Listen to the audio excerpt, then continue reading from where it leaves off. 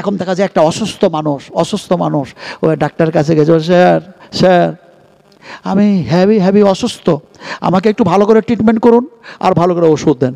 এখন ডাক্তার কেন প্রেশার মাপলো, হাত ধরলো, এটা দেখলো, ওটা দেখলো, সব দেখলো, ওই যে ওপর দিক দেখা হয়ে গেছে, তোমাকে কিছু ওষুধ দিলাম নিয়ে যাও, তবে তোমার ভিতরের যে পার্টসগুলো খারাপ হয়ে গেছে ওইগুলো তো দেখা সম্ভব নয়, ফলে অমুক দিন অমুক তারিখে মল আর মূত্র নিয়ে এসো, মল আর মূত্র। এখন এই কথা বলে দিল, লোকটা যেন চলে যাচ্ছে, চলে যেতে গিয়ে মনে মনে ভাবছে মল আর মূত্র নিয়ে ডাকলো ঠিক, কিন্তু মূত্রটা না হয় একটা বোতলের মধ্যে ভোরের মধ্যে নিয়ে আসবো, কিন্তু মলটা কিসে নিয়ে আসবো? তো চিন্তা ভাবনা করে, জ্ঞানী মানুষ তো, এখন বাড়ি ফিরে যাওয়ার সময় একটা ওই মাটির মিষ্টির ভাঁড় হয় না, ওই ভাঁড়গুলো একটা হাতে করে কিনে নিয়ে চলে যাচ্ছে বাড়িতে। তোর স্ত্রী বলছে অসুখ ধরা পড়েছে, বলে অসুখ তো ধরা পড়েছে, তবে ভিতরকার পার্টসগুলো খারাপ আছে, হ্যান আছে, তান আছে, বলতে পারলো না ডাক্তার, তো মল আর মূত্র নিয়ে অমুক তারিখে ডেকেছে। তো বলছে তুমি ওটা নাই ডেকেছে তো খালি ভাঁড় কেন নিয়ে আসলে, এই মাটির ভাঁড়টা খালি নিয়ে আসলে কেন? তো পেশেন্টটা বলছে তোদের বুদ্ধি কম রে, বুদ্ধি কম, তোদের বুদ্ধি কম। বুদ্ধি কম? 8টা ছেলের মা, 12টা ছেলের মা, তোমার সংসার চালাচ্ছি আর আমাদের বুদ্ধি কম? পেশেন্টটা বললো শোনো, নবী সাহেব বলেছেন তোমাদের বুদ্ধি কম, তোমাদের বুদ্ধি কম। মা ঈশাকে একদিন বললেন বুদ্ধি তোমাদের কম, মেয়েদের বুদ্ধি কম। বলে কেমন করে? বলে তোমরা যখন সাক্ষী দিবে তখন ডবল, আর ছেলেরা সাক্ষী দিলে একজন, ফলে যেন দেখা যায় পুরুষের পক্ষে যেন তোমাদের যেন ডবল লাগবে, তোমাদের বুদ্ধি কম থাকার কারণে। পেশেন্টটা যখন ওই কথা বলল, স্ত্রী বলছে নবী যখন বলেছে মেনে নিতেই হবে, আপনাদেরকে শোনাচ্ছি, মানতে হবে কি। এমন সময় দেখা যায় ওকে খেতে দিল, স্বামীর খিদমত করলো, যত্ন করলো, হ্যান করলো, ত্যান করলো, সব করলো, এবার খাওয়া দাওয়া হয়ে গেছে, দিনগুলো পার হয়ে গেল, তারিখটা এসে গেছে। এখন টয়লেটে গেছে, টয়লেটে গিয়ে মানুষটা চিন্তা করছে তাই তো ডাক্তার তোমাকে বললো না, পরিমাণটা যদি বলে দিত যে একটু একটু করে নিয়ে আসো, তাহলে একটু একটু করে নিয়ে যেতাম, কিন্তু একটু একটু নিয়ে গেলাম মল আর মূত্র, আর ডাক্তার যদি বলে যে আর একটু লাগবে, তো পাবো কোথায়? তো এত ঝামেলা আর এত টেনশনে পড়া যাবে না। ও কি করেছে, সম্পূর্ণ পায়খানাটা ওই নতুন মাটির ভাঁড়ে যেন ভরে দিয়েছে, যে ওর গলায় পেপার, নতুন পেপার সাঁটিয়ে সুতুলি দড়ি বেঁধে দিয়েছে, আর যতটা পেশাব হয়েছে টাটকা পেশাব একটা বোতলের মধ্যে ভরে ওর মুখিটা লাগিয়ে দিয়েছে। সকালবেলা হয়েছে, কম্পাউন্ডারের কাছে নাম লেখাতে হবে, এখন দেখা যায় 2টা জিনিসকে হাতে ধরে ঝুলিয়ে নিয়ে চলে যাচ্ছে। পাড়ার লোকেরা মনে মনে ভাবছে লোকটা মনে হয় কোনো আত্মীয়র বাড়ি যাচ্ছে, তাই এক হাতে মিষ্টির ভাঁড় আর এক হাতে মানে পানি টানি খাবে, তাই যেন বোতলে পানি। এটা পাড়ার লোকের ধারণা। ডাক্তারের চেম্বারের সামনে যখন গেছে, কম্পাউন্ডার চার চোখে দেখে আর বলে এই পেশেন্টটা তো এসছিল, বুঝি এই ডাক্তারের ঔষধে মনে হয় উপকার পেয়েছে, ভালো হয়েছে, তাই ডাক্তারের জন্য মনে হয় মিষ্টির ভাঁড় নিয়ে আসছে, এটা উপহার। এটা কম্পাউন্ডারের ধারণা। এখন দুটোই জিনিস গিয়ে কম্পাউন্ডারকে দিয়ে দিল, দিয়ে দেওয়ার পরে কম্পাউন্ডার কি করলো, পানির বোতল ভেবে পেশাবের বোতলটাকে টেবিলের নিচে রাখলো, আর মিষ্টির ভাঁড় ভেবে চেম্বারে ডাক্তারের টেবিলের উপরে রাখলো। ডাক্তার তাড়াহুড়ো করে গোসল করে এসছে, বলে পেশেন্ট দেখতে হবে। এমন সময় দেখে ডাক্তার এ তো হ্যাভি, অনেক পেশেন্ট, তো তাদের নাম লেখালেখি নিয়ে তো কম্পাউন্ডার একদম ব্যতিব্যস্ত, তো ওকে আর বিরক্ত করে লাভ নাই। ঘরে একটা কর্মচারীকে ডাক্তার ডেকে বললো মিষ্টির ভাঁড়টা বাড়ির দিকে পার করে দে। চলে গেল বাড়ির দিকে। ওর স্ত্রী বলে ডাক্তার গোসল করে তাড়াহুড়ো করে চেম্বারে চলে গেছে, মনে হয় ব্রেকফাস্ট নাস্তা করবে, তার আগেই মিষ্টি কিনে দিয়ে পাঠিয়েছে। কিন্তু বুঝতে তো হয় মিষ্টি আছে না কি আছে, না বুঝে মিষ্টি খাবো বলে ডাক্তার স্ত্রী হাতটা ভরেছে, যেমনে ভরে দেখে পায়খানা উঠতেছে। ডাক্তার স্ত্রী চেম্বারে এসে বলছে তুমি ডাক্তার না ফাক্তার? ডাক্তার বলছে কি হয়েছে? বলো সর্বনাশ হয়ে গেছে, তুমি পায়খানার ভার পাঠিয়েছো না মিষ্টির ভার পাঠিয়েছো? আল্লাহ পাক বলেন ওয়ালা اتبعوا خطوات الشيطان إنه لكم عدو مبين। এক্সাম্পল যা দিয়েছি আল্লাহ পাক যেন বলছেন কি শুনুন, শয়তান হলো তোমাদের প্রকাশ্য শত্রু, প্রকাশ্য দুশমন। শয়তানের থিওরি অনুযায়ী পৃথিবীর মানুষেরা জীবন যাপন করো না, বরং আমি আল্লাহ আর আমার নবী যা বলেছে সেই থিওরি অনুযায়ী জীবন যাপন করো। যদি শয়তানের কথা মোতাবেক জীবন চালাও, তাহলে পায়খানার চেয়ে তো পেশাবের চেয়ে তো বেশি যেন নিকৃষ্ট যেটা জিনিস হবে, কথা হবে। मुझे मंजूर नहीं है कि मैं तेरे शिकायत करूं, बात ही से बात निकल आती है तो मैं क्या करूं। কুলের কথা খুলে বলার ইচ্ছা করে না, একটি কথা বলতে গিয়ে আর একটা হাদিস মনে পড়ে যাচ্ছে, রেমন্ড নাই, জিভা কন্ট্রোল করতে পারছি না। দোয়া শব্দটা বাইরে হয়ে গেল, আর ওখানে বাইরে হয়েছে বিপরীত, তার মানে সোজা বললেন। এখন কোনটা রওয়াজ করব আমি, কোনটা যে বয়ান করব? বয়ান এই শব্দটা কিন্তু আমার নয়, এই শব্দটা হচ্ছে আল্লাহ পাকের ভাষা। জোরে বলুন সুবহানাল্লাহ। কার ভাষা বলুন, একটু জোরে বলুন। আল্লাহ বলতে ভয় লাগছে নাকি? আরো জোরে বলুন, কার ভাষা? আল্লাহ বললেন এটা কি? হ্যাঁ হ্যাঁ হ্যাঁ, বায়ানের শব্দ আল্লাহ পাকের ভাষা। কোরআনের মধ্যে এক জায়গায় এসেছে হাজা বায়ানুল লিন্নাস। এই কিতাবের মধ্যে আমি আল্লাহ বায়ান করলাম, আলোচনা করলাম বিশ্ব মানবের কল্যাণের জন্য। আল্লাহ বললেন। আল্লাহ কি? আল্লাহ আমার মুনিব, আল্লাহ আমার স্রষ্টা, আল্লাহ আমার খালিক, আল্লাহ আমার মালিক ইত্যাদি। কিন্তু আল্লাহ যখন বললেন তখন কোরআন তেলাওয়াত করা হয়ে গেল। তার মানে আপনি যেন বলছেন আল্লাহুল্লাযী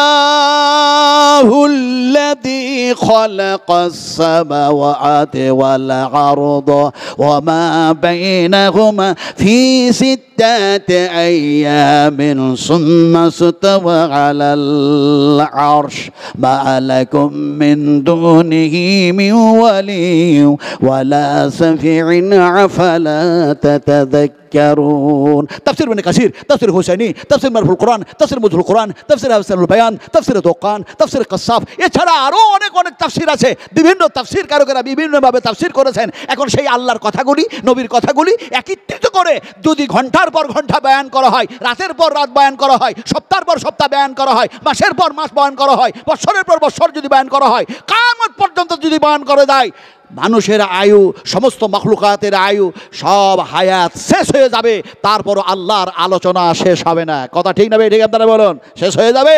কথাটা বলতেছিলাম কি, যে এখন দেখা যায় সোজা, উনি বললেন বিপরীতের উল্টা কি সোজা। বিশ্বনবী সোজা বুঝাচ্ছেন। দেখুন, হাযা সিরাতুম মুস্তাকিম। আল্লাহ রাসূল একটা সিধা দাগ টানলেন, আর ডান দিকে বাম দিকে ছোট ছোট দাগ টানলেন, আর বললেন এই সিধা পথে যারা জীবন বাস্তবায়ন করবে তাদের গন্তব্যস্থল হবে বেহেশত। আর এই ডান দিকে বাম দিকে যত ছোট ছোট দাগ, এগুলি হচ্ছে শয়তানি পথ। এই দিয়ে যারা জীবন বাস্তবায়ন করবে তারা গুমরাহ, পথভ্রষ্ট, আর দেখা যায় তারা অন্ধকারের মাঝে জীবন কাটাবে। কথাটা বলতেছিলাম, এটা ছিল সোজা। এবার আপনাদেরকে এক্সাম্পল দিয়ে বুঝাই। ওই যে বলেছি যুগটা হচ্ছে ঐতিহাসিকের যুগ। শুধু শুধু কোরআন শোনালে হবে না, শুধু শুধু বুখারী শরীফ আর মুসলিম শরীফ, আবু দাউদ, তিরমিজি, নাসাঈ, ইবনে মাজাহ, তারপরে দেখা যায় আল্লামা ইমাম তাইমিয়া, তারপরে নাসিরউদ্দিন আলবানী, তারপরে ওবাইদুল্লাহ আল মুবারাকপুরি, তারপরে ইমাম জহির রহমাতুল্লাহ আলাইহি, তারপরে দেখা যায় এমনি করে আরো ইমাম আহমদ বিন হাম্বল রহমাতুল্লাহ আলাইহি। থিওরি অনেক কিছু দেওয়া যায়। বুঝাইতে হবে কিভাবে আমি বুঝাই। এইটা হলো একটা রাস্তা, উল্টাটা বুঝাচ্ছি। এইটা হলো একটা রাস্তা, এই ধারে আপনাদের যে রোড আছে এটা রাস্তা। এই রোড দিয়ে একটা গাড়ি চলে যাচ্ছে, অথবা দাঁড়ায় আছে 22 চাকার একটা ট্রাক, অথবা 28 চাকার একটা ট্রাক, অথবা দেখা যায় এমনি করে 10 চাকার একটা ট্রাক দাঁড়ায় আছে। ট্রাকটাকে ধরে উল্টায়া দেন, ইঞ্জিনটা ওপর দিকে হয়ে গেল, চাকাগুলি ওপর দিকে হয়ে গেছে, বডিটা নিচু দিকে হয়ে গেছে।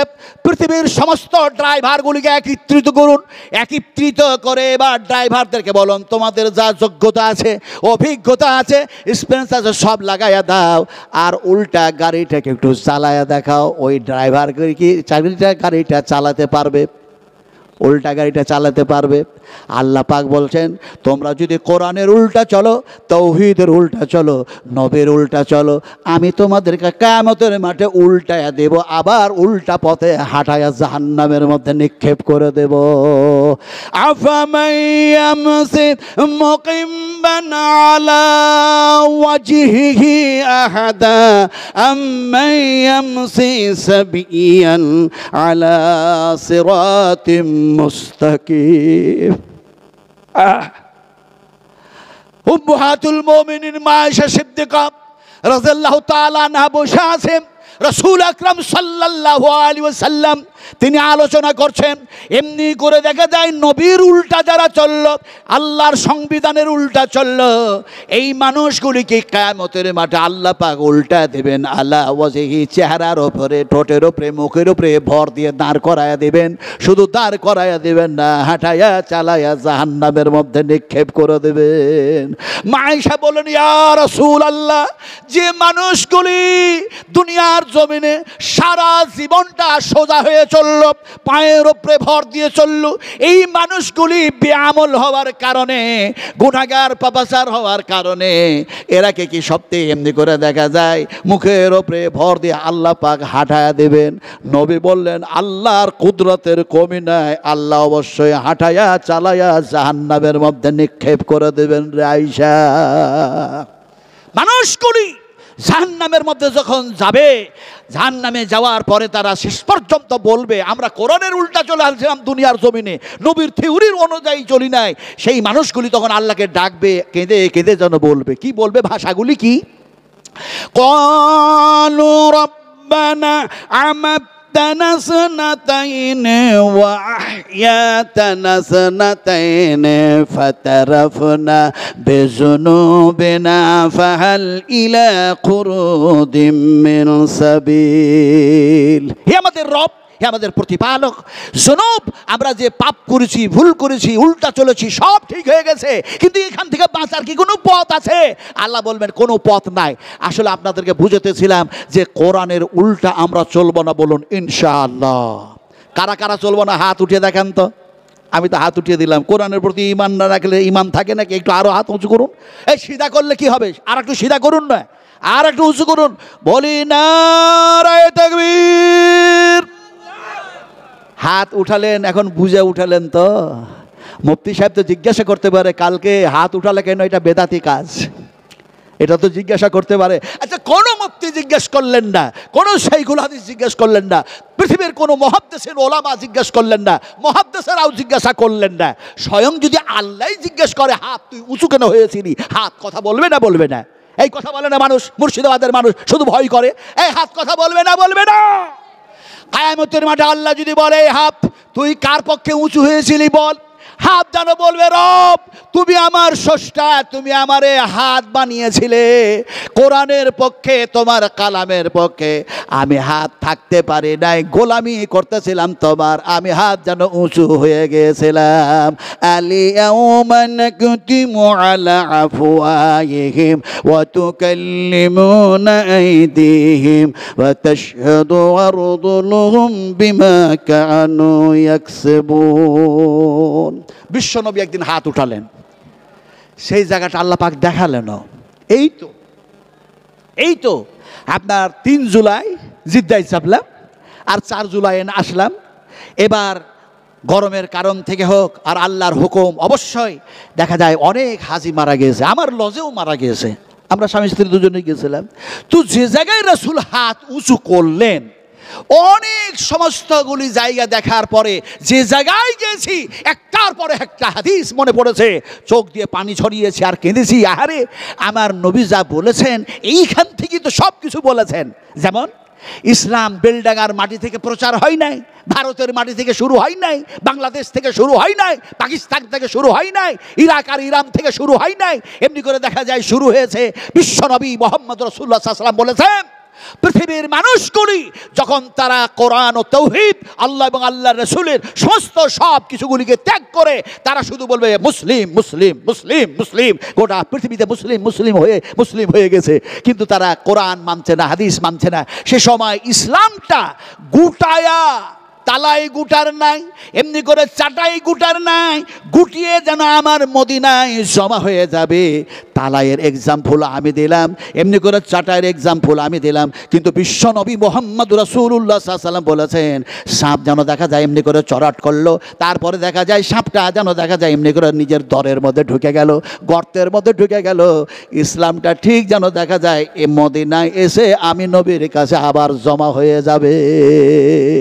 কথা বলতেছিলাম, সেই জায়গায় রাসূল আকরাম সাল্লাল্লাহু আলাইহি ওয়াসাল্লাম হাত উঁচু করলেন। কোথায়? আরাফা জাবালের রহমত, সেই যেন বিশাল উঁচু পর্বত, যে জায়গায় রাসূল আকরাম সাল্লাল্লাহু আলাইহি সাল্লাম বক্তৃতা করেছিলেন। আজও সেই জায়গা যেন দেখা যায় বর্তমানে সেটা নিদর্শন বলে কায়েম করা হয়েছে। সেখানে উঠলেন, আরে এই জায়গায় রাসূল বক্তৃতা করেছিলেন না? এখন দেখা যায় বক্তৃতা করতে করতে রাসূলুল্লাহ সাল্লাল্লাহু আলাইহি ওয়াসাল্লাম বলেছেন, ও আমার সাহাবীরা, ও আমার সাহাবায়ে কেরামেরা, এইটা হচ্ছে আমার জীবনের হয়তো শেষ হজ, হাজ্জাতুল বিদা, এটাই হয়তো আমার শেষ হজ। ফলে তোমাদের কাছ থেকে আমি সাক্ষী চাই, গবাহ তোমরা দাও। আল্লাহ পাক আমাকে নবুয়ত দিয়েছেন, কোরআন নাজিল করেছেন, ফলে দেখা যায় এমনি করে তোমাদের কাছে দিনটা ইসলামটা আমি পৌঁছে দিতে পেরেছি কি পারি নাই, সাক্ষী দাও। সাহাবীরা বললেন, ইয়া রাসূলুল্লাহ, দিন ইসলাম আপনি পূর্ণভাবে আমাদের কাছে পৌঁছে দিয়েছেন, আমরা সাক্ষী দিয়ে দিলাম। রাসূল আকরাম সাল্লাল্লাহু আলাইহি ওয়াসাল্লাম সেই পর্বতের ওপর থেকে হাত উঁচু করলেন আকাশের দিকে, আর আকাশের দিকে হাত উঁচু করে যেন বললেন, ইয়া রফিকুল আলা, ইয়া রফিকুল আলা, ইয়া রফিকুল আলা। আমার নবীর যেন সঙ্গ সাথী সবচাইতে বড় বন্ধু ফেরেশতার মধ্যে হযরতে জিবরিল, আর মানুষের মধ্যে হযরত আবু বকর সিদ্দিক, কিন্তু সবচাইতে বড় সাহায্যকারী আর মদদগার হচ্ছেন আমার আল্লাহ।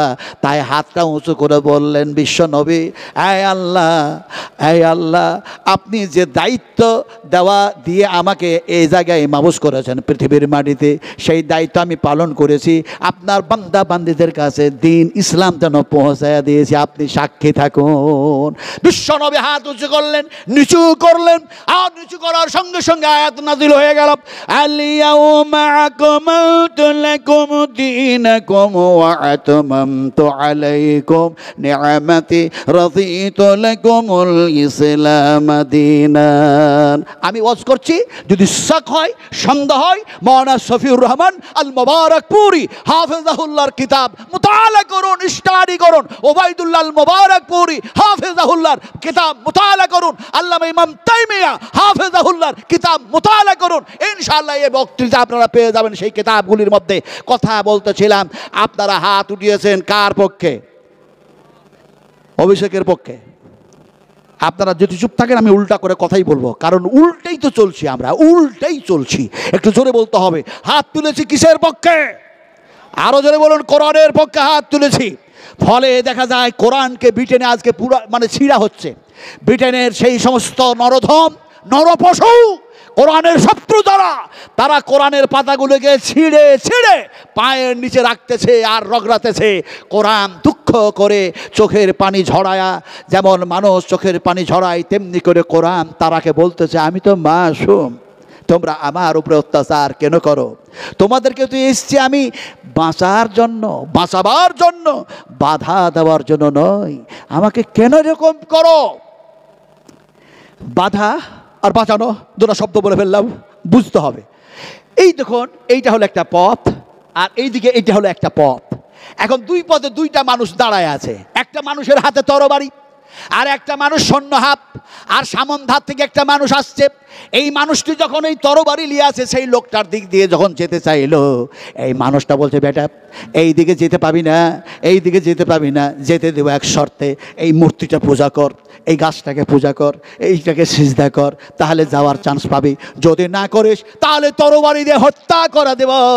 এ যেন দেখা যায় জীবনটাই শেষ করতে চাইলো। তার মানে দেখা যায় এ জীবনটা যেন বাঁচাতেই চাই না। এই দিকে আর একজন মানুষ দাঁড়ায় আছে। এখন এই মানুষটা ব্যাক করে যেন সেই মানুষটার দিক দিয়ে পেরিতে গেল। ওই মানুষটা তরবারি নাই, লাঠি নাই, সোটা নাই, কিচ্ছু নাই, যেন অনয় বিনয় করে মানুষটা বলল, ভাই তুমি এই পথে যেও না, এই পথে আছে টাইগার, এই পথে আছে সিংহ, এই পথে আছে ভালুক, ফলে যেন তোমার জীবনের ক্ষতি হয়ে যাবে। খবরদার এই পথে যেও না, তোমারে অনয় বিনয় করি, খবরদার যেও না। কোরআন বলে, আমি মাসুম, তোরা এইদিকে এইদিকে অন্যায় পথে যাস না, জাহান্নামে চলে যাবি। বাঁচার কথা বলি, তারপরও কেন আমারে ছিঁড়িস, আর তোরা যেন পায়ের তলায় রাখিস। পৃথিবীর সমস্ত শত্রুরা যদি কোরআনের পাতাগুলিকে ছিঁড়ে ছিঁড়ে সমস্ত কোরআনগুলিকে আগুনে পুড়ায়া শেষ করে দেয়, তাহলে কি কোরআন শেষ হয়ে যাবে? বেলডাঙ্গার মানুষ জোরে কথা বলতে হবে, শেষ হবে। আরো জোরে বলুন, শেষ হবে। শেষ হবে না, তার কারণ কি? ইন্না নাহনু নাযালনা যিকরা ওয়া ইন্না লাহু লাহাফিজুন। আল্লাহ পাক বলেন, এই কোরআনের হেফাজত আমি করতে চেয়েছি, কোরআন নাজিল করলাম আমি, আর কোরআনের হেফাজত করব আমি আল্লাহ। এই কোরআন আমরা এর আগেও শুনেছি আর এখনো শুনছি, কিন্তু আমাদের পরিবর্তন নেই কেন? কারণ অনেক বুঝাতে গিয়ে অনেক কিছু বলে ফেললাম।